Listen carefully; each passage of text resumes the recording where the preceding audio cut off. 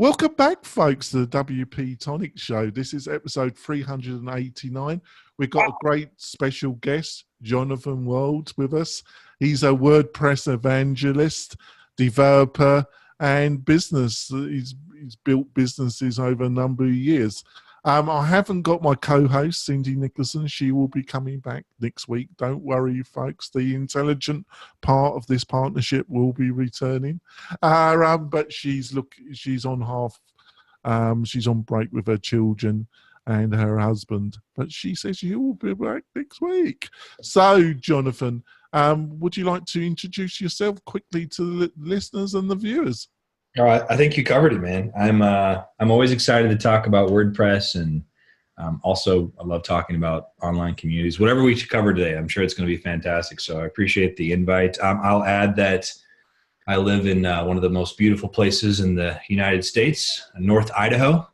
I've lived all over the place, and it's one of the big perks of working remotely, right? You can kind of pick where you want to be, and for me and my family, this has been the best. So.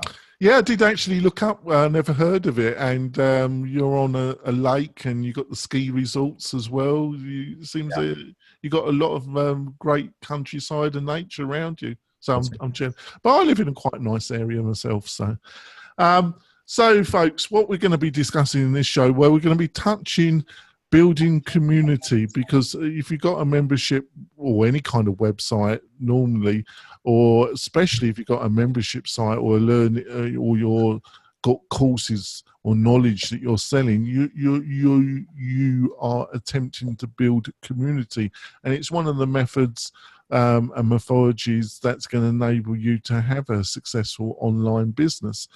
But it's bandied around quite a lot, Jonathan, but the nitty-gritty of how to do it isn't talked about that coherently, and that's what I was hoping that we were going to achieve in this conversation. And also we're going to be talking about how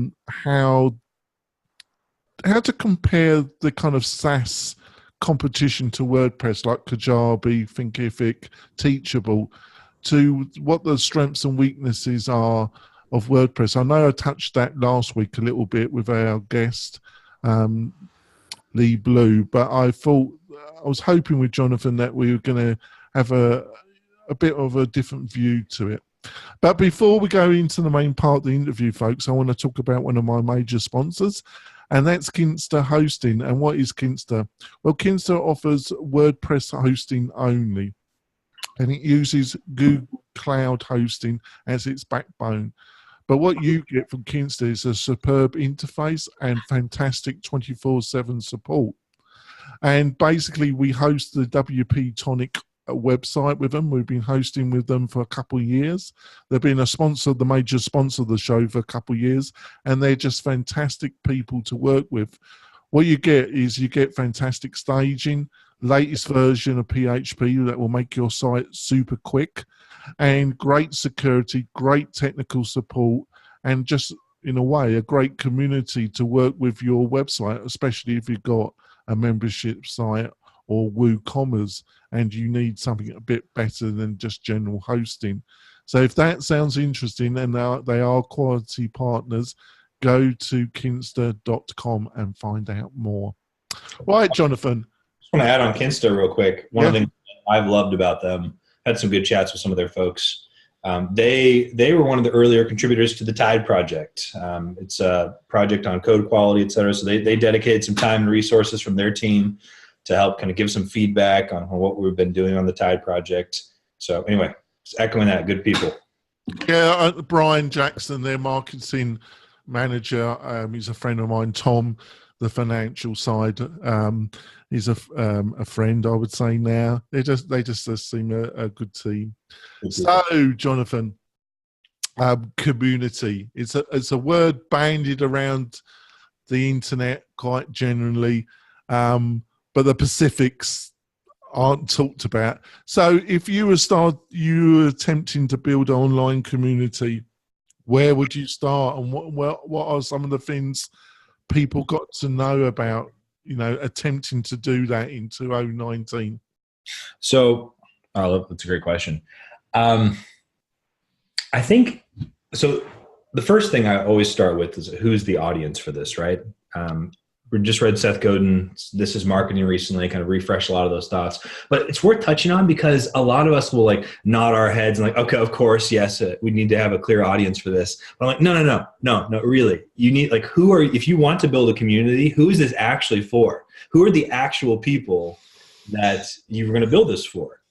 Because I think if you're not clear on that, like I've had some successes in the past with building communities at different stages in my life for different reasons. And when I look back, a big reason it worked when it worked was the audience being super clear. And a lot of people, whether it's their ambition of like, oh, well, it's for everyone, or, oh, it's for this or for that.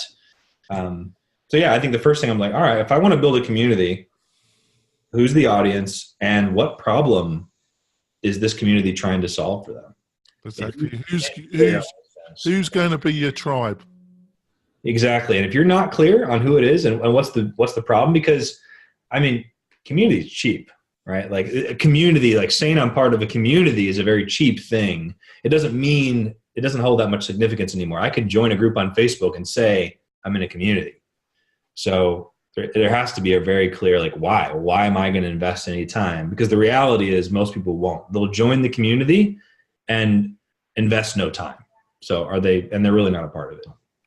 So you want to build an online business around your experience. You want to do it through information and training, but you know you'd be wise to try and build an audience beforehand. It's going to be easier to get that business up and running if you've got an audience for it. How if you're in those shoes, and you have been in those shoes, yep. How would you approach trying to build that pre-launch community? Well, I can speak about what I've done. I mean, so one of the things that I'm part of is a small community called Creating Clients. It's focused on helping like new entrepreneurs get their first clients, and very kind of web-centric. And what I kickstarted that with, no pun intended, Kickstarter means a different thing these days, but it was about 6 years ago, I wrote a free course on how to get your first client. When I wrote that course, I didn't even really have the idea of a community in mind, which is to say, I focused on making it as useful as it could be from the beginning. Like I wanted it to be a complete package. Sometimes it's like, oh, we're going to make some free content, but we're really going to like only give a little bit, and you got to pay to get the rest of it. So I created something that my intention was for it to be useful as a complete unit. Like someone could take this and get a client. And then my idea was that, hey, you got your first client. Awesome. Now what it evolved to over time is join this community where we're going to help you get the next 10 and kind of grow from there, et cetera. Right. That's a great thing. How would you approach utilizing other platforms like Facebook groups, YouTube? What would be your strategy utilizing those? It goes back to who the audience is and what problem you're trying to solve, right? Like, because if you're very clear on those things, like if it turns out a lot of your audience is on Facebook, great. That's fantastic. Facebook group might be the perfect thing. I don't like it, but if that's what my audience finds most effective, that's where I should be. And then the problem that you're trying to solve, it could vary a lot. Like YouTube might be a perfect place to build a community around a particular type of problem. But so it's like, so there are so many tools available. You can't possibly, I mean, you could someone says, do this, do that. You might get lucky. Like maybe you come up with a good combination. But for me, it's like, if I'm clear on who the audience is, which helps me know where to reach them, where are they, like what are those things, and what problem I'm trying to solve, then I can figure out the tools. Yeah, I think people, if they don't do that basic homework almost about what is the main problem I'm going to be solving, the main hook, you're going to find it very hard to build any community on these diverse platforms, because there's nothing really driving these people to join another Facebook group or join another YouTube channel, because there's hundreds and thousands of these channels, isn't there? Yeah, and more all the time. Like, as the barrier of entry in technology drops, it's interesting that there seems to be this correlation of how much we value it as well, right? Because anyone can start it. People are starting YouTube channels all the time, right? And so we become even more selective as time goes on about which ones we actually engage with. It's come to mind because my degree and my MA was in graphic design and interface design. And before I got into WordPress and trying to run my own freelance agency, I did a lot of graphic design work, and I got burnt out. And for quite a period of time, I do my own stuff, but I wouldn't do it for clients. I actually got other people to do it. Yeah. I've got back into graphic design, layout, UX design, and I've joined recently about half a dozen YouTube channels where they've got substantial audiences of almost 100, 150, 250 subscribers. But they're around UX design topics. So it's still possible, isn't it? It certainly is. And one of the things that struck me recently, so most of us have smartphones, right? And it's interesting that, like, when you study the history of computers, I mean, it's absolutely amazing, like, what we have capable in our pockets, right? You can do a video, you can create entire businesses, like, you can do all of this stuff on this little device. But what do most of us use it for? Most of us use it for entertainment, just consuming. We don't use it to create, we use it to consume. And that's all fine.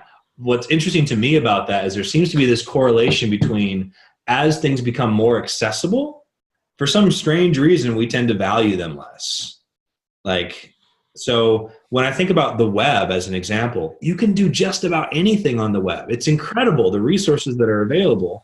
And so it seems, and I noticed this, like, people don't seem to put the same level of effort as they would into doing like an offline thing, or if you didn't have the thing. It's like, one of the things I love when I talk about SEO is I love talking to people and saying, okay, now what would you do if the search engines didn't exist? Like, how would you get traffic? And then I'm like, if you figure that out, the spoiler, that usually solves, well, you'd have to get links, and you'd have to, like, have relationships with other properties and, like, do all this stuff. I'm like, well, tell you what, if you do that, the search engine stuff kind of works itself out. Yeah, that's actually very insightful. I'm very impressed with that, Jonathan. That's quite insightful because it's a different way of thinking it, but it's absolutely spot on. I feel it is. So I think we covered, because, like, to actually build a forum in WordPress or utilize Facebook groups or a YouTube channel, like you say, the technology's out there, but it's just got a lot more voices. There's a lot more chatter. Yeah. So to recap, what we've been saying is, to compete against that, you pre-planning, doing things that we've discussed in previous episodes about going on other people's Facebook groups and being an active member, so your name's known on those, and also doing the same thing on some of the leading YouTube channels. But also understanding that you're going to have to do something a little bit different, and pre-planning what the problem you're going to be, a subset of your industry. I think one of the things, and I just want to see if you agree before we go to the second half of the show, is the way to counter all these voices and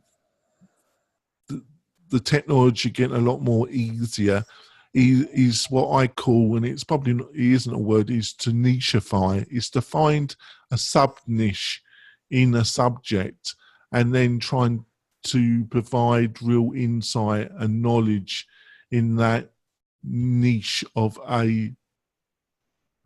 like if you're just talking about design, unless you're a very well-known designer, but find a niche inside a niche. Would you agree with that, Jonathan? I do. I'll add a couple more things here from my experience. So one of the things that I stumbled onto that I don't remember why I did it, but it worked out really well. One of the first communities I formed is over a decade ago, was focused on young entrepreneurs. And there were a couple of them at the time, including some that were a lot bigger. But we had, at our peak, about 800 members, and we were the most active by far of any of the communities. A lot of engagement. And we did, I think two things. The primary thing we did is we had a barrier of entry. You had to apply to become part of this community. And this application asked to tell us about your ambitions. Like, what are you trying to do? Like, what have you done so far, et cetera. At the time, we actually had some like technical hurdles as well. Like it was terrible. It was absolutely terrible. It was powered by vBulletin. I made this custom form that would time out if you spent too much time on it. So I had people who spent like an hour writing their application for it to be lost. So the talk about like technical hurdle that shouldn't have existed. I had a few people who did it multiple times. Are there some of these people still trying to hunt you down, Jonathan? Well, some of them became really good friends, but right. But so we had, that was a bigger barrier than I intended. It's like the harder you work, the less likely it would go through. But the net effect is that they had to apply to get in. Once they got in, we had a process. Everyone had to go and like post a welcome, like a new message, and then we all welcomed. And suddenly you'd have like 20 people engaging with you, welcoming you and asking you about this or that. So barrier of entry. And as you pick a specific niche, also think about, okay, what, because the barriers are so low, you can stand out by actually having barriers, right? Like whether it's a price, whether it's an application, whether it's invite only, like whatever it is, that's, I think, is a pretty big factor. The last thing I'll add, when I think about what makes community work these days, I love all the progress we have in automation and all these systems and tools. We have to remember that those are designed to facilitate us having more time to spend individually. And so a big focus for me in building community is, okay, how do you, use the scale things. That's all great. But how do you make sure that you're connecting directly and personally with the individuals? And that can take a lot of different forms and a lot of different shapes. But that to me is a driving emphasis. Like as I add as community grows, and some of the ones that I'm a part of, what can I do to make sure that I'm really connecting with the individuals and actually growing relationship? Because that's what makes communities stick. So that's great. We're going to go for our break. We'll be back in a few moments, folks. Coming back. Yeah, I thought it was a great discussion the first half, Jonathan, because it's bandied about, and basically the dirty part of any kind of membership, course space, e-learning, online business is dropout, and to counter dropout is to have good content, but also build up community. So I thought it was a good initial subject for us to discuss. Now, let's go on, because like I said in the intro, I don't think I'm not being satisfied how I've tried to rationalize this myself. And I had an attempt with Lee Blue a little bit last week, and I still don't think, and it was nothing to do with Lee, because he admits it wasn't something that he had thought a lot about. But I was just seeing if you could help out. And WordPress, I've been part of the WordPress community for over 12 years, and I've gone to a lot of word camps, a lot of meetups, done a leading podcast, which you're on. But WordPress, so I'm still committed to WordPress, but WordPress in e-commerce, in learning management, in membership, has a lot of competition now. It has a lot of SaaS. Yep. And in the learning management area, there seems to be two distinct SaaS competitor groupings. There's those that are really aimed at the corporate medium to corporate market that are looking to build training courses for their employees or vendors. And then there's another side of the learning management that's aimed at either sole entrepreneurs or small groups that are looking for a lot of marketing functionality. So I see Kajabi and a couple others like Teachable and Kajabi aimed at that specific market. And there's a little bit of overlap as well between these kind of corporate business and the more marketing focused. And then you have WordPress. So why do you think somebody should be looking at WordPress rather than a SaaS partner technology product? Oh, I love this question. So, all right, there's a lot of pieces to this.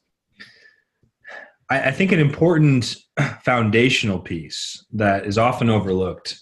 So I think of WordPress as an operating system for the web. That's worth kind of touching on and sort of unwrapping a little bit first, because everything else kind of builds off of that. So without going too deep into that, so what does that mean? So like current fact, WordPress powers more than 30% of the web, right? It's not too hard to sort of see that. And if you think about WordPress as a thing to create on, we have operating systems on our phones, but what really makes them and our computers, and then we choose what to do with it. We install software, we install apps, and we make those things what we want them to be. WordPress is an operating system for creating on the web. We install the plugins that we want to make it what we want it to be, whether it's e-commerce, e-learning, like whatever the category is, whatever we want, there's sort of that mix. Now, WordPress is interesting for a lot of different reasons. It's open source. We haven't seen, it's a new set of phenomena. It's new territory. Like it has incredible range in the market. There's nothing even close to it, but a lot of people see it as kind of this ragtag, like, oh, antiquated, like, oh, there's so many different perceptions on it. But if you accept this idea of WordPress as an operating system, and then you think about it to its logical conclusions, look to a future state where it's powering 50% of the web, and it's the clear majority in terms of what people are building on, then the question you have to ask yourself is, if you're building a business, like at this point, who would invest in a different operating system for the phone? You certainly could, right? But like, I wouldn't, as an investor, I wouldn't be putting my money in someone trying to make a new iOS that wasn't like that's not going anywhere. It could, it absolutely can, but it begs a few things. iOS itself would need to go way downhill, and there probably need to be a paradigm shift in the market for that position to change significantly. So the same with WordPress. Like when I look at these like new investments, like another CMS is not going to overtake WordPress anytime soon in terms of overall market share. And so just because of current state, now WordPress could go downhill and that would have a big impact. And there's a lot of people I'm sure who think it is. And it also can get a lot better, which can have a big impact. But if you sort of accept its current momentum alone, like if you say, okay, I need to choose an operating system for my web presence. I need to choose an operating system for my e-learning platform. Do I want to make a bet on this small, in comparison, proprietary, like don't know where it's going platform that is closed, that like I don't really know about its future? Or do I want to invest in the biggest one? And oh, by the way, it's free. It is the biggest. It's my code. I can do what I want with it. I can get in and out of it. And so from a fundamental, and this, as this decision becomes clear, I think we're going to see even more traction. But as I talk to business owners, they sense that. They're like, okay, this is nice over here. These features it sure is a streamlined integration. People will go and they'll experiment it. And it's like, oh, this is good. But WordPress is theirs. It's not going anywhere. The integrations are there. All right, so let me stop. I'm starting to digress a bit, but like, I think that concept of thinking about, okay, I'm going to be building a business here. I'm building something on the web. I need to choose the right operating system for this out of which everything else is going to come. Because I'm actually a huge fan of SaaS. I think it's fantastic. My position is that the best SaaS are those that integrate with my WordPress. WordPress is the central hub for all of this. And I'll use a SaaS. I think it's fantastic. It can do things that WordPress can't do, at least today, right? But I want WordPress to be at the heart of what I'm building so that SaaSes can come and go. WordPress is still going to be here. Yeah, I think you put that really fantastic. And the other thing is kind of that feature, it's integrated, and this isn't a criticism, Kajabi and the people behind Kajabi are really fantastic marketers, and they've got a storyline, and they're not lying, they're not misleading. It's just that my experience of complicated SaaS platforms is you have literally as many headaches and frustrations as if you went with a WordPress with a good supporting team. What do you think of that statement? So I want to touch on Kajabi for just a moment. I don't know them well. I did a little, you'd mentioned them, and so I did a little bit of looking. So they have this delightful post from a couple weeks back. It says, do you use WordPress? 90% of all hacks happen to WordPress sites. Do this or get hacked. And they have this long post about WordPress security. And so it's interesting. So first off, it's 90%. Anyway, I don't want to get into the specifics, but the point that I want to make is that I don't think this is ill-intended on anyone's part. I talk to a lot of people in SaaS. They don't understand WordPress, what it is, it's how big it is, like how to think about it. And so there's a lot of misinformation. And you think about it, it's kind of easy to understand why. WordPress is an open source, volunteer-driven project.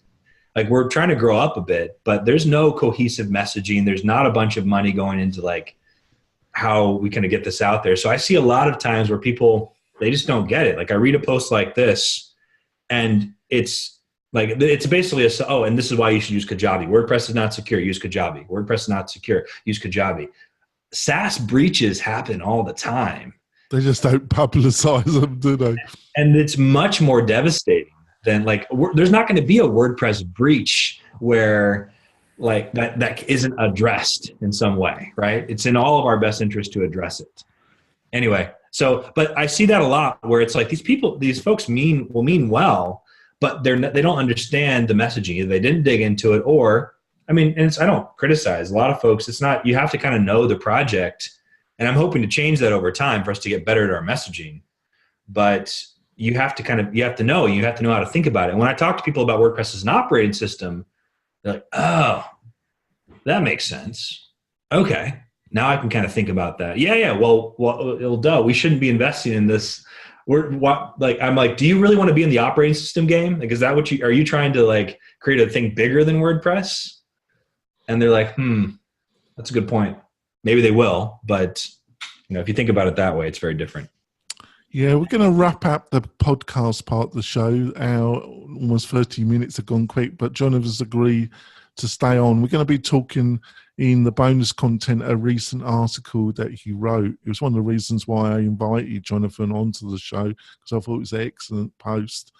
And we'll be talking, I call micro plugins. Jonathan's got a different terminology, which he's going to be telling us about, and he's going to be discussing this article.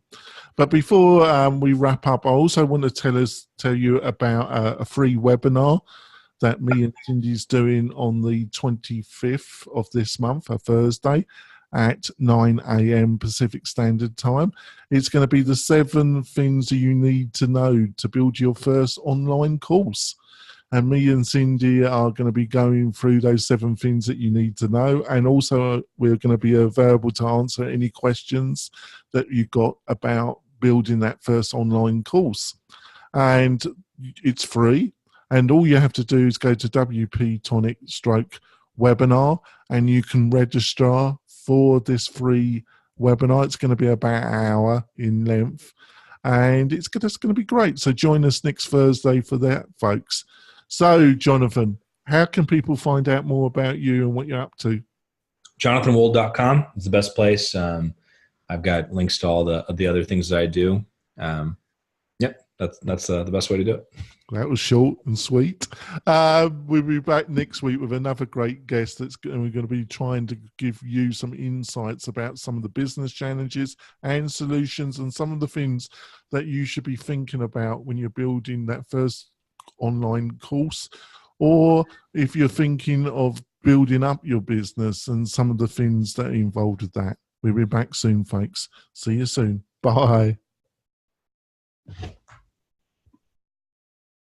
Right, bonus content. So tell us about this blog post and what made you write it and what was some of the thoughts behind it. So it was a long time coming, but I've recently left the agency that I've been in. I was like, well, I've got time on my hands. I should do something I've wanted to do for a bit. So where it started was I've been spending a lot of time looking at SaaSes and talking to them and just thinking about the connection and integrations between SaaS and WordPress. And I said, you know what? I want to do some research and find out. So there's this list called the SaaS 1000. And I said, I'm just going to go look at 100 of these companies and see what they're doing with WordPress today. What do they say about WordPress publicly? What do they offer, plugins, services? And what do I think about how they what should their strategy be? Now, I started this assuming that a lot of these SaaSes should build their own WordPress plugin. That was my starting hypothesis. And as I got into it, I was like, well, wait a minute, that doesn't really make sense. Like, yes, they should be integrated with WordPress, but so I started to categorize them and looking at different categories. Like these guys are in the optimization category, where they're all about helping you reduce your costs, improve the efficiency of your organization. Very broad category. CRM, ERP, like all that kind of fits into that. These companies are in the insights category, giving you more insights into like what's happening in your business, connecting data sources, et cetera. These companies are in the monetization category, which is about helping you like generate revenue from physical goods, digital goods, et cetera. And then these companies are in what I'm calling like the creation category, where it's about like creating different types of content, objects, whatever it might be. So I was like, all right, so I'm starting to categorize them. And again, my hypothesis was that they should all have WordPress plugins. And as I looked at some of them, I'm like, it doesn't make sense. I feel like they should integrate with another plugin. Like it doesn't make sense for all of these companies just to have their own. Like one example is a company that adds a call tracking functionality, right? I'm like, well, this is perfect as a part of a CRM, but it doesn't make sense for them to have their own like WordPress. I mean, they could, but it doesn't really make sense. But if there was a WordPress CRM, like a plugin that really focused on that, then they should integrate with that. So that became, as I did the research, I was like, all right, this isn't fitting. So there's something that's missing here. So I just started thinking through, okay, what are the different types of plugins? Okay, there's this, and just thinking about what exists in current state. And that's where I came across this concept that I'm calling the ecosystem plugin.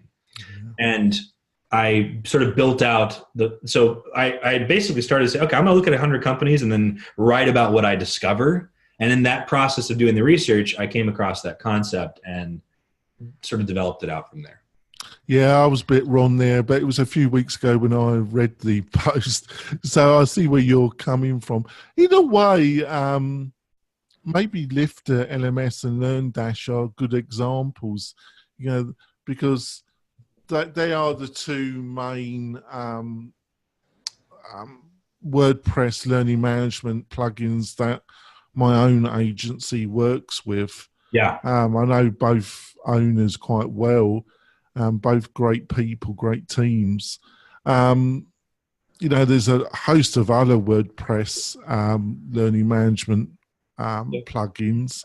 But if I had like, example, if I wanted to produce a better graph and just info presentation functionality for Lifter or LearnDash, I probably wouldn't maybe have a SaaS, but I would try and integrate it into their system.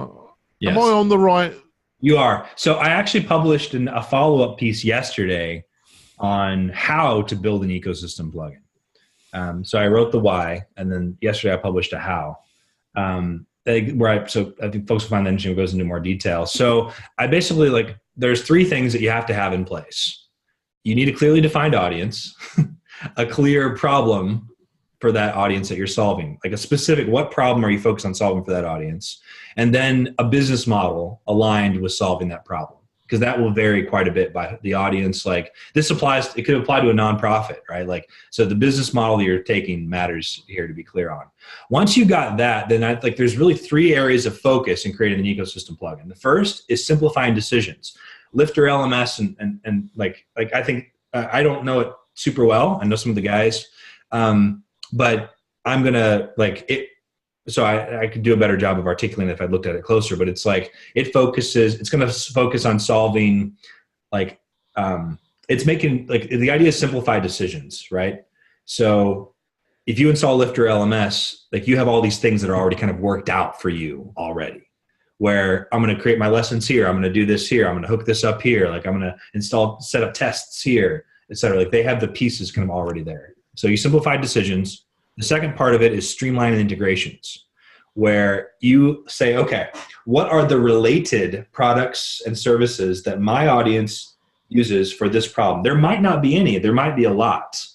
And then you say, how can I connect those? If you're building a CRM, for instance, there's a lot of different pieces that you could connect. You could connect call tracking software, you can connect this, you can connect that. You go out and say, what are the related complementary things that would make my audience's life easier around this problem we're trying to solve for them if I could bring them in and streamline them through this plugin. And then the last part, and I argue the most important part, is the strategic partnerships, the actual relationships that you develop with providers, with folks who serve the same audience. And then the idea is you bring all that together in an ecosystem plugin. And from my perspective, I think that's, we already see good examples of this, but this is why I got excited about it. I'm like, man, you can really crush it in a vertical. If you bring all this stuff together for folks in WordPress, you can do really, really well. Yeah, I see what was occurring to me as you were expressing that is that at the present moment, I think with the SaaSes, I call them the SaaSes, yes, is that their argument around integration is open APIs. right. Is that it's been a dominant catchphrase for the past Web 2.0, it's dominated for the past 12 years, hasn't it? We have an API. And a lot of people have been burnt and learnt the hard way through what Twitter has done, other lead that, that these APIs aren't. But that's their main argument. So, and then you've had WordPress, and I do agree with you, unless something fundamentally WordPress really through its own fault implodes on itself, that it probably will get up to over 40, getting close to 50% of the web. So why wouldn't you use WordPress becomes a more and more, unless you've got a very specific reason not to, why you wouldn't utilize WordPress. And WordPress, it's been based on WordPress and plugin architecture with the REST API going into API. It's going to be really interesting to see how this landscape really changes and moves in the next couple of years, isn't it? Oh, yes. It's going to be very interesting. And my guidance, I guess, just to kind of spoil it, when I talk to a SaaS, I'm like, listen, I think the best thing you can do, build a native plugin in WordPress. Yes, there are risks associated with that. Someone could copy it. Build a native plugin, go all in, build a great experience in WordPress. And then, and this is all audience dependent, use the SaaS part of it to align with the business model. That makes sense, the subscription, et cetera, but it's optional. People don't have to do it. And if they do it, then just like align incentives around that, where you make it super easy. You bring the best integrations, you streamline it together. But like I've seen people do this. Oh, we'll do a WordPress integration. It's just an iframe or some like loose connection. Like, no. Yeah, that's fine. You can do that.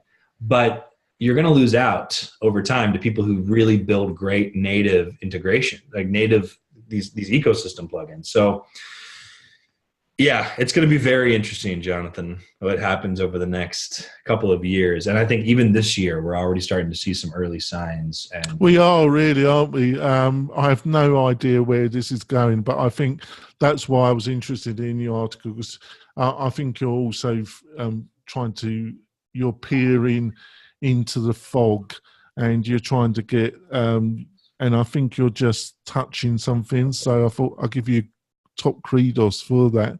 To kind of wrap up our bonus content, you said recently you were working for an agency, and you've left. I live in northern Nevada, and the major city is Reno, and there's a couple reasonably large agencies, and I know when they're both the agencies that come in mind. They have a lot of clientele in the Bay Area, and they both specialize in tourism. Cool. And I know the founders of both agencies, and I know purposely they don't discuss WordPress with their clientele, and they don't want to get involved with the WordPress community, local WordPress community, because they've said to me in conversations that WordPress has cheap associated with it, and they don't want to associate their own. They build WordPress websites and they hire freelancers if they've got too many projects, but they don't discuss it in any shape or form. Was that a conversation you had in your own agency, or was the agency you're working for a specialized WordPress agency, so that didn't occur? I mean, it's a theme, but I'd say we were very insulated. The agency that I worked in, we were like specialized in like super high end, like it was all WordPress. So we were, like our biggest client was Google. So like in terms of like just doing stuff in the WordPress space. So we didn't have, I've been exposed to that quite a bit. I will just say this on that comment. WordPress has been successful, not because developers loved it, not because like agencies loved it, but because clients demanded it. Because it's always been focused on the user. Like agencies, like the agency ecosystem WordPress is huge, right? Like there's so many people, like so many developers for WordPress, but they didn't do it. So like when you hear people with loud opinions and things about, oh, it should do this or it should do that, like, hey, that's all important and valuable. But we have to remember WordPress is where it is today because it focused on the user first and foremost. Like people said, I want WordPress, developers, go build this for me. And they're like, okay, fine. And then we have some amazing developers. We have some amazing things that get done, but WordPress has been successful and will continue to be successful as it focuses on the user, not the, I think you get what I'm saying, right? Like some have focused, we got to make the developers happy. No. Like, yes, that matters, but like as their users, not just for the sake of convenience. Well, I think, obviously Matt Marenweg has got a lot of criticism around the Gutenberg, some of it justified, some of it not. Actually, I could see the reason why he was driving it and the logic behind Gutenberg totally, because fundamentally it needed something when you got competitors like Squarespace and Wix, which is really very linked to our conversation that we had around Kajabi and some of these other enclosed SaaS systems. So something needed. I think some of the justifiable criticism of that project was the way it was actually managed, and pardon me, the communicate or lack of communication.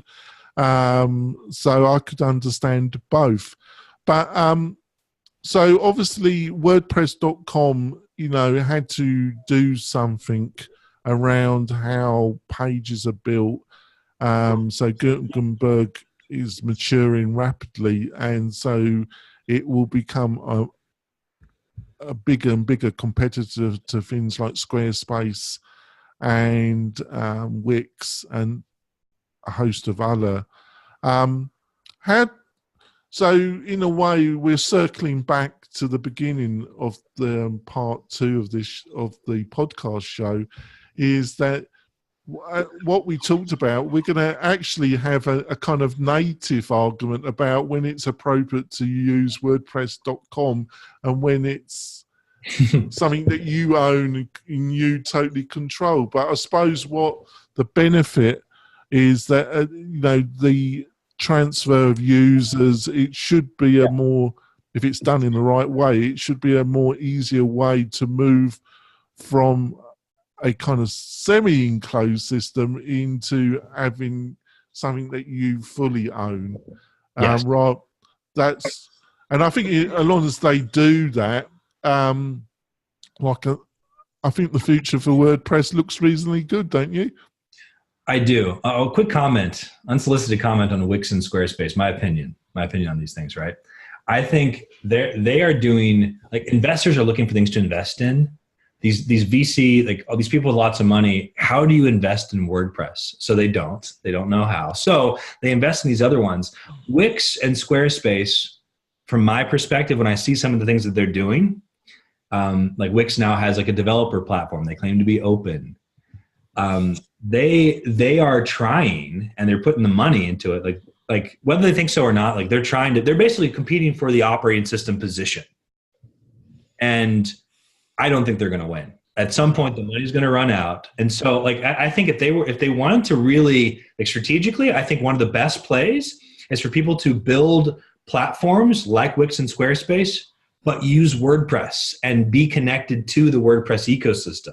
Use Gutenberg, like, contribute back, make it better. It could be a closed thing like .com in terms of they don't share the source code. But .com, you can get out of .com and into your own WordPress. Right? Like they acknowledge that dynamic and they consciously facilitate it. So you're not stuck there. That's what, so I don't think, like, long-term, I think they're propped up by lots of money going into, like, yeah, it would be great if we could, like, make this thing and everyone used it, but it won't win. And the smartest thing, what I expect to see over the next years, is more .coms coming up that are built on WordPress, that maybe they don't even mention WordPress that much. I think they're smart if they do. But, like, they're building it on WordPress as an operating system, not on Wix or on Squarespace or some other thing. Jonathan, it's been a fantastic discussion. We've covered some broad subjects in this discussion. You have to come back on the show. And thank you for such an insightful discussion. I really enjoyed it. We'll be back next week, folks, where hopefully we're going to have another great guest like Jonathan, giving some great insights to you, audience. We'll see you soon. Bye.